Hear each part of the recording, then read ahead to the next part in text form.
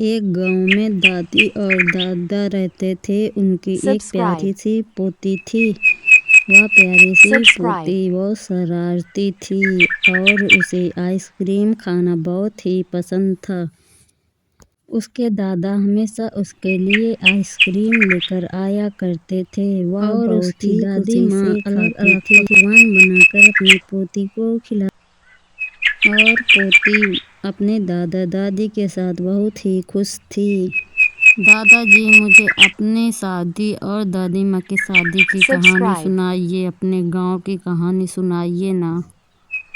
ठीक है बेटा, मैं तुम्हें सुना रहा हूँ। तो आज से 25 साल पहले की बात है, जब मैं 20 वर्ष का था। तब मेरी मुलाकात तुम्हारे दादी जी से होती है। तब मैं पहली बार एक जगह घूमने के लिए गया हुआ था। तब तुम्हारी दादी माँ भी वहाँ घूमने के लिए आई थी और फिर मैं दादी से तुम्हारी टकराया और दादी तुम्हारी मुझसे टकराई। तभी हमने एक दूसरे को सॉरी बोला और फिर थोड़ी देर बातचीत भी की। फिर कुछ दिन तक हम दोनों मिलते रहे चुपके चुपके। फिर बातचीत होने लगी हमारी और तुम्हारी दादी माँ फिर मुझसे कहने लगी कि शादी तो करोगे ना। तो फिर मैं बोला हाँ हाँ, क्यों नहीं, मैं शादी ज़रूर करूँगा। फिर हम दोनों अपने अपने गांव चले गए। कुछ दिन बीते तो जब शादी की बात आई तो मैंने अपने घर वालों से कहा कि मैं अपनी पसंद से शादी करूँगा। फिर तुम्हारी दादी माँ ने भी अपने घर वालों से बोला और तब मोबाइल तो था नहीं, तो हम लोग चिट्ठी भेजा करते थे एक दूसरे को।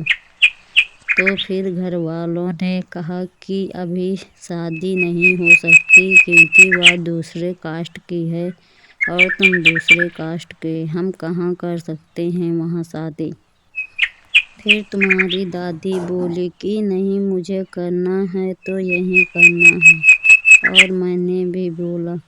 फिर 2-3 साल तक हमारी शादी की कोई बात नहीं हुई।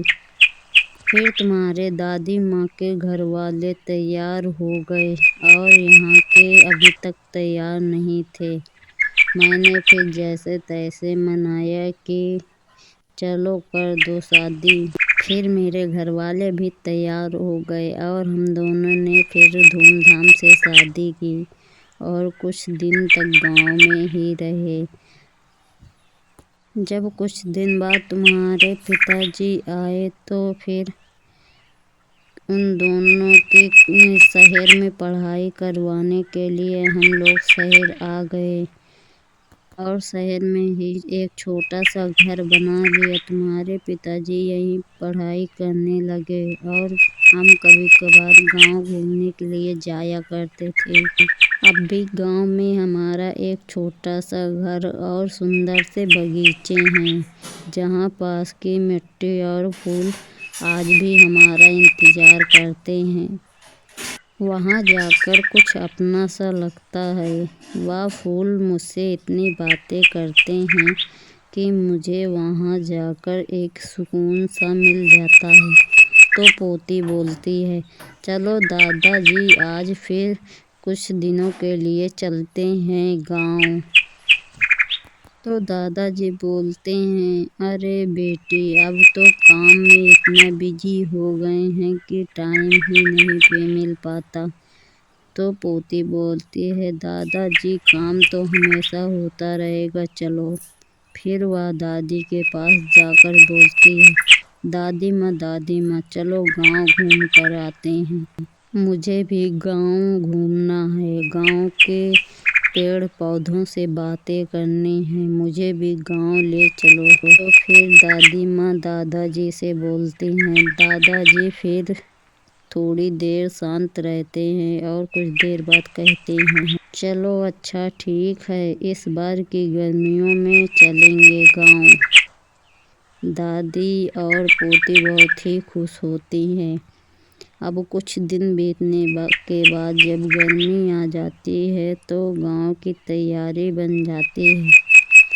वहाँ जाकर दादी माँ और दादाजी को अपनी पुरानी बातें याद आ जाती हैं। वहाँ के पेड़ पौधे मानो कुछ कह ही रहे थे। दादाजी उनको देखकर बहुत ही खुश होते हैं, आनंद से बोलते हैं कि हे बेटी, मुझे तो यहाँ लाकर तुमने खुश कर दिया। मुझे यह सब बहुत ही पसंद है और मैं सोच रहा हूँ कि क्यों न रिटायरी के बाद हम सब यहीं रहें आकर।